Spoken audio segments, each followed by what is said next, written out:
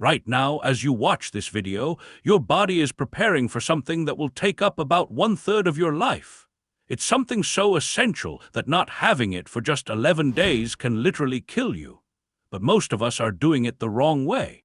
Here's something you might not know. Humans aren't biologically designed to sleep for a long period of time, like 8 hours. For thousands of years, our ancestors slept in 2 stages. They went to bed around 9 p.m. and woke up around midnight for an hour or two. Then they went back to sleep until dawn. This wasn't insomnia. This wasn't a sleep disorder. This was normal. Medieval texts refer to first sleep and second sleep as naturally as we talk about breakfast and dinner. Shakespeare talks about it in his plays. Charles Dickens wrote about it in his books. Even as recently as the early 1900s, medical textbooks described this sleep pattern as perfectly healthy and natural. So why do we now obsess over getting 8 uninterrupted hours of sleep? Why do we feel like failures when we wake up at 2 a.m. and can't immediately fall back asleep? Most importantly, why do we need to sleep at all, and are we doing it all wrong?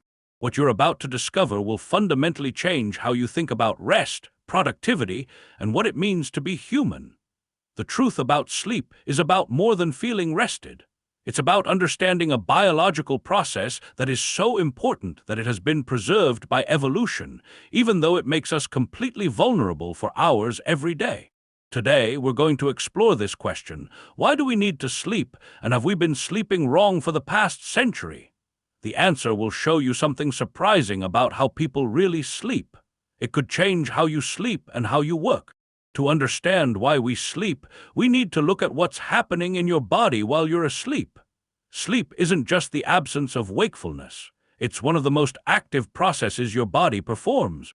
Sleep occurs in 2 main stages, each with a different purpose. The first is non-REM sleep, which has 3 stages. It takes you from light drowsiness to the deepest, most restful sleep possible. During this stage, your body becomes like a repair factory. Your growth hormone levels go up a lot, sometimes by as much as 500%. Your cells start to fix damaged DNA, rebuild muscle tissue, and get rid of metabolic waste. Your immune system gets very busy making cells and antibodies that fight off infections. This is when your body literally rebuilds itself from the cellular level up. Then comes REM sleep, which stands for rapid eye movement sleep. This is where things get truly fascinating. During REM, your brain is almost as active as when you're awake, but it's doing something different. It's not just about saving memories, it's about organizing them in a way that makes sense. You can focus on the important stuff and get rid of the stuff that isn't important. Matthew Walker, a top neuroscientist and author of Why We Sleep, calls this process your brain's nightly maintenance routine. During REM sleep, your brain gets rid of toxic proteins that build up during the day. These proteins are linked to Alzheimer's disease and other forms of dementia. Walker's research has shown that even one night of poor sleep can reduce your ability to form new memories by up to 40%. You may have trouble regulating your emotions. You may become more reactive. You may be more likely to see neutral faces as threatening. You may become more prone to anxiety and depression. You make decisions that are as bad as someone who has had too much to drink. But here's what's really mind-blowing. Your brain doesn't just randomly cycle through these sleep stages.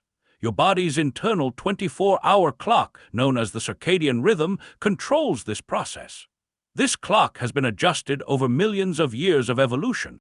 This internal clock is very advanced. It's synchronized to the Earth's rotation by light exposure, specifically blue light hitting special cells in your retinas.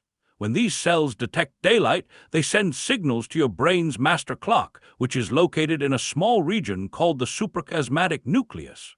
This clock controls the release of hormones, the body's temperature, and many other biological processes. Your brain starts to make melatonin, also called the sleep hormone, about 2 hours before you usually go to bed. Your body temperature drops, telling your cells to get ready for sleep. You start to feel less alert and sleepy. Here's the problem with modern life. Artificial light, especially the blue light from screens, tricks your brain into thinking it's still daytime. Your body clock gets confused, your body stops making melatonin, and your body's natural sleep drive gets messed up. This isn't just about feeling tired.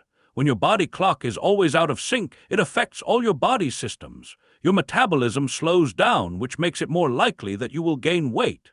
Your immune system gets weaker, so you're more likely to get sick. Your stress hormone levels are high, which increases your chance of getting heart disease, diabetes, and some types of cancer. Think about your own experience. After a bad night's sleep, you don't just feel tired, you feel different. You are confused, your emotions are unstable, and it's hard for you to make decisions. You reach for caffeine and sugar to make yourself feel better, but this can mess up your body's natural rhythms even more. You might get irritable with the people you care about, make mistakes at work, or have trouble focusing on important tasks. This isn't because they're weak or lack willpower. It's because of their biology. Your brain needs sleep to function at its best. The prefrontal cortex is responsible for important functions like planning, decision-making, and managing emotions. It is particularly affected by sleep deprivation. When you don't get enough sleep, it's like your brain is trying to deal with all the complexities of modern life, but it's not as sharp as it could be. But here's what's interesting. This entire complex system developed over millions of years when humans lived very differently than we do today. Our ancestors didn't have electric lights, work night shifts, or stare at glowing screens before bed. They lived in harmony with the natural cycle of day and night, going to bed when it got dark and waking up with the sunrise. More importantly, they didn't expect to get all their sleep in one continuous block. Historical records and archaeological evidence suggest that for most of human history, people naturally woke up in the middle of the night for a period of quiet wakefulness before returning to sleep. This wasn't seen as a problem, it was seen as normal. This raises an important question. If our biology evolved under very different conditions than what we have today, should we be surprised that so many people have a hard time sleeping? Should we feel bad when we can't get 8 hours of sleep like most people? Or should we question whether that ideal itself might be the problem? Sleep is very important for your health and performance. But the science also suggests that our current approach to sleep, forcing ourselves into rigid, monophasic patterns that ignore our natural rhythms, might be fighting against millions of years of evolution. This changes how we think about sleep and what it means to be human in the modern world. We're biological beings trying to live according to industrial schedules, and the mismatch is literally keeping us awake at night. What if I told you that the 8-hour sleep block, the gold standard that sleep experts, doctors, and wellness gurus have been preaching for decades, is actually a historical anomaly? What if our current approach to sleep is not based on human biology, but on the demands of industrial capitalism?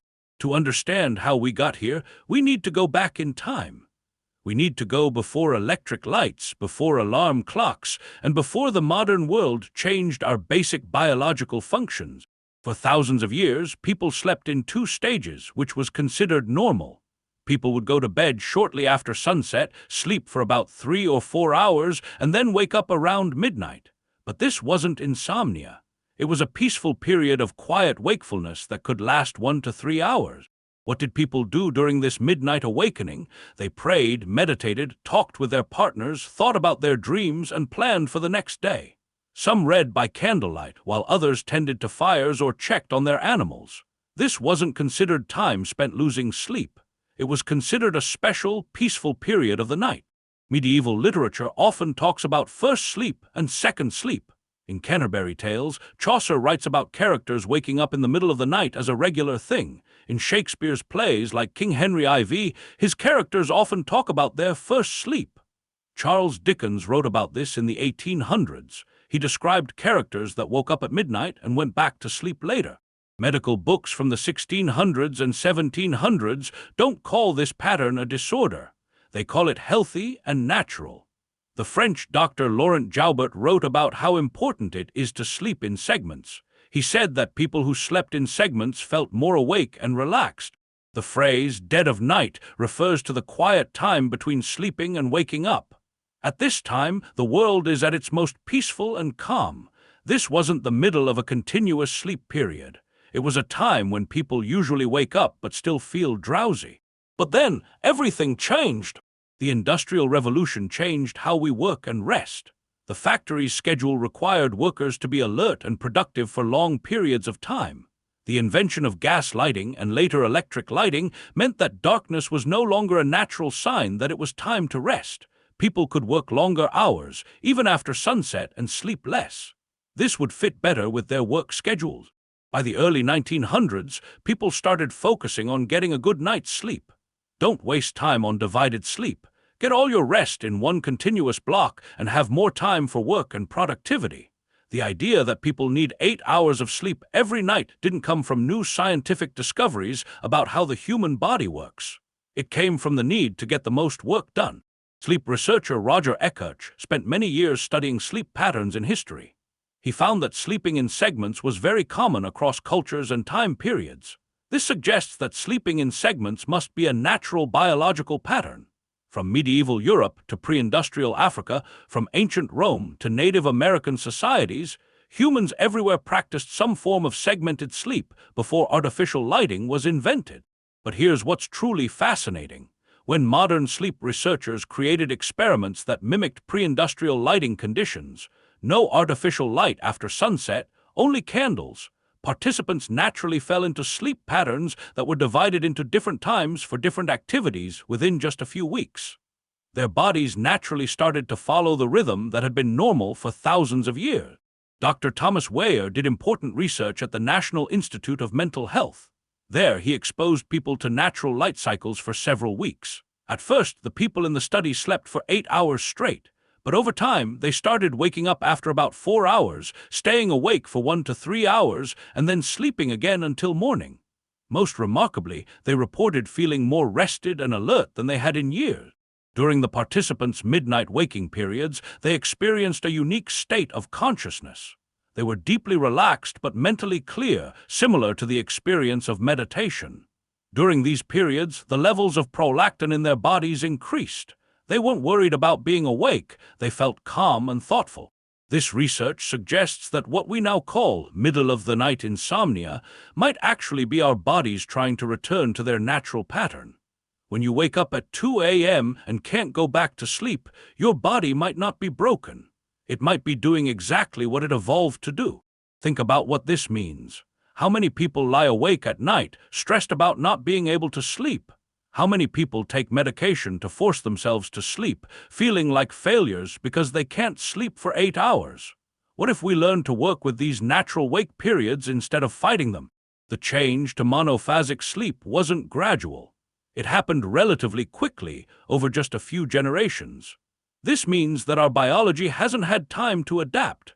We're basically forcing our ancient body clocks to follow modern industrial schedules, and this mismatch is causing widespread sleep problems. But the historical evidence shows more than just how people sleep at night.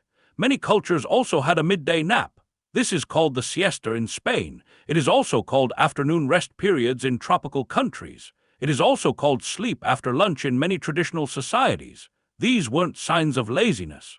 They were responses to natural dips in alertness that most humans experience between 1 and 3 p.m.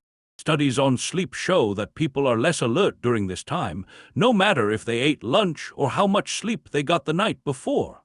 Our bodies are actually designed for 2 different sleep phases, nighttime sleep and daytime rest.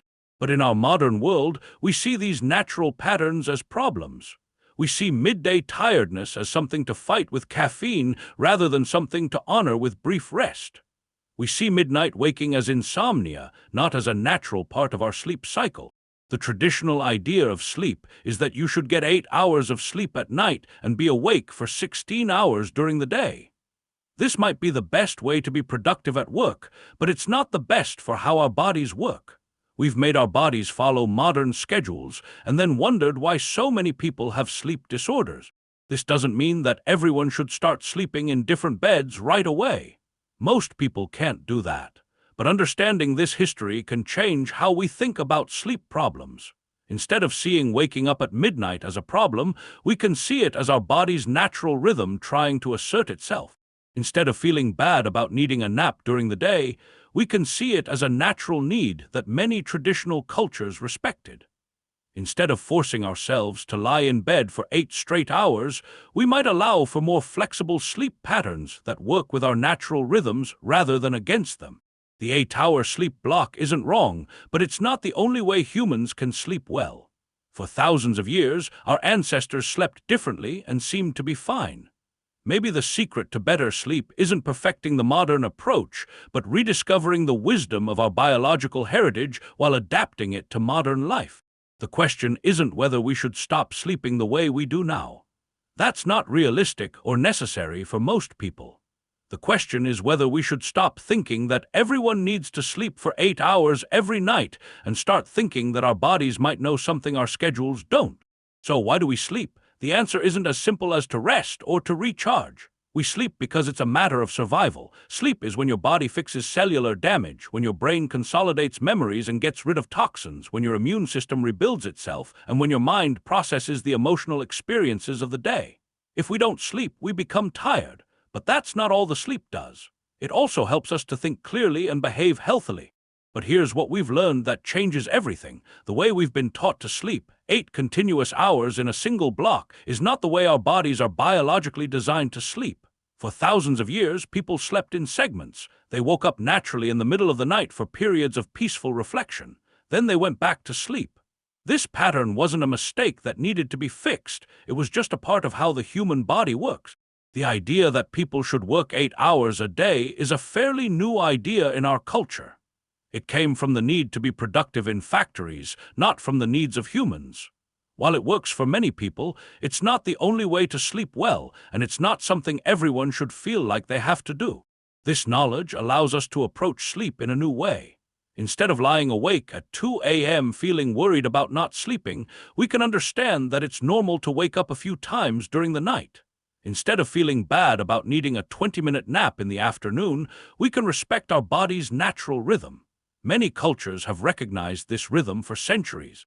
The new plan for rest isn't about getting a perfect score on a sleep test or forcing your body to follow a strict schedule. It's about finding a natural and flexible way to sleep that works with your body's clock, not against it. Here are some practical strategies that can help you sleep better. These strategies are based on modern science and historical wisdom.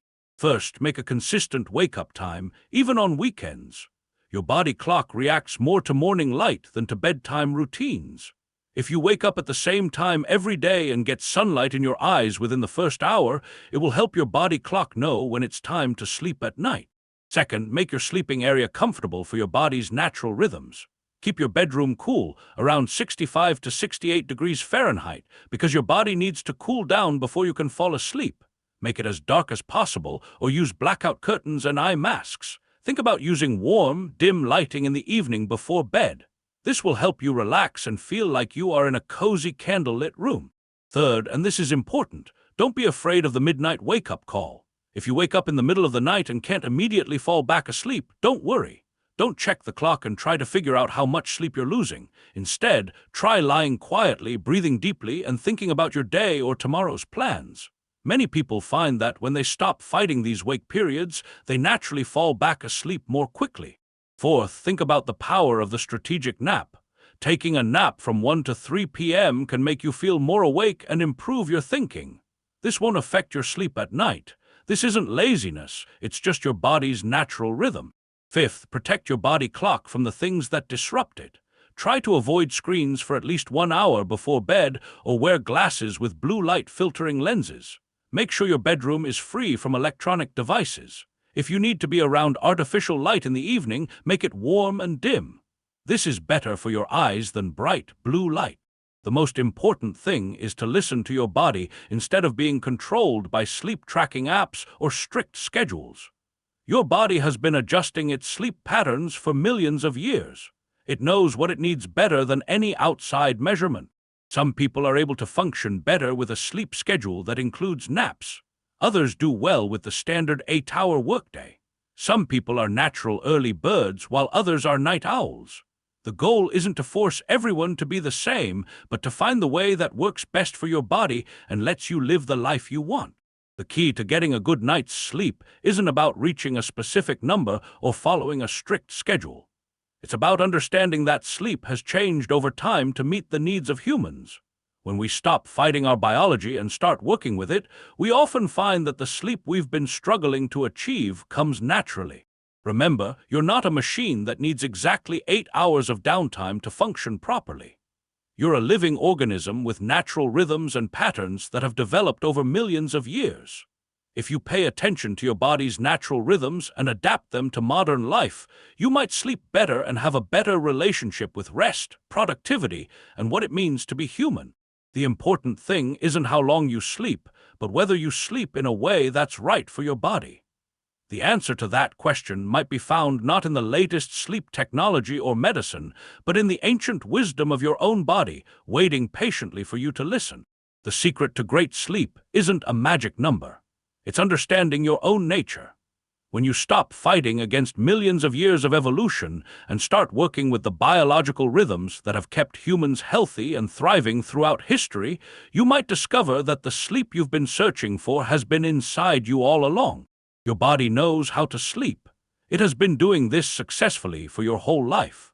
The challenge isn't learning new tricks or buying better gadgets. It's unlearning the anxiety and rigid expectations that modern life has imposed on this most natural of human functions. Sleep well, rest easy, and remember, you're not broken if you don't sleep 8 hours. You're human. If this video made you see reality differently, please like and subscribe for more videos about the human mind.